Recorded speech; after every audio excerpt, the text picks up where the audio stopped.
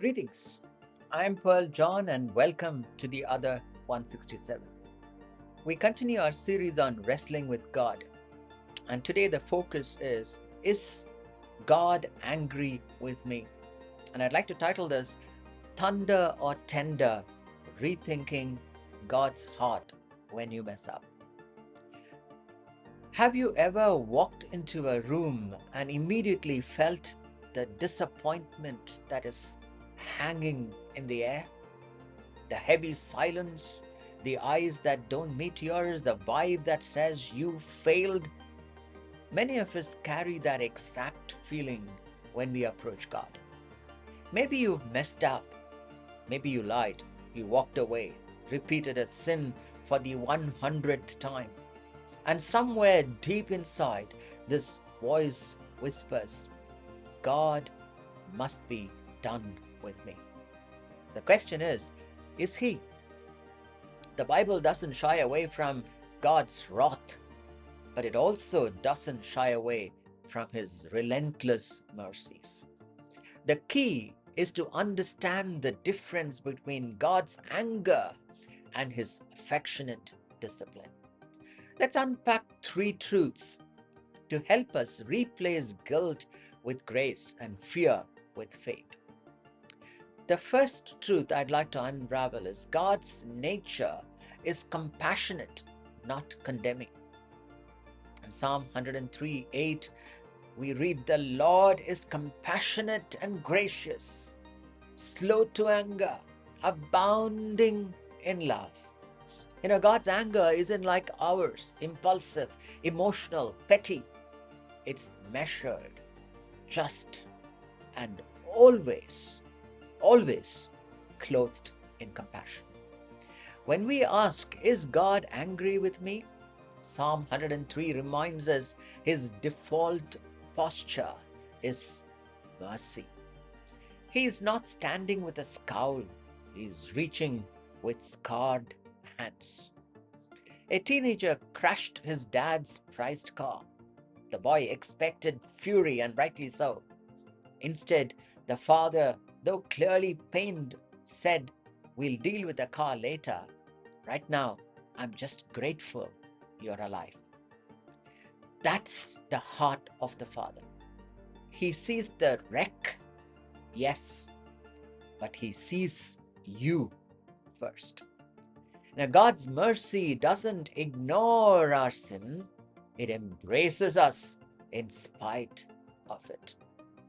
God's first instinct isn't to punish you, it is to pursue you. The second truth I'd like to unravel is God's discipline is loving, not legalistic. Hebrews 12:6, the Lord disciplines those He loves. God's discipline isn't divine payback, it's parental training. He corrects to restore, not to reject. You're not being punished, you're being prepared. Think of a good coach. They yell, yes, but not to humiliate, but to grow you. Michael Jordan's high school coach once benched him. Can you imagine that?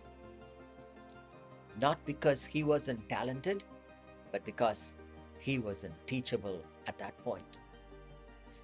Sometimes God allows the pain not to prove His anger, but to shape your character. When you face the consequences of your choices, it's not because God is throwing lightning bolts, it's because He is refining gold.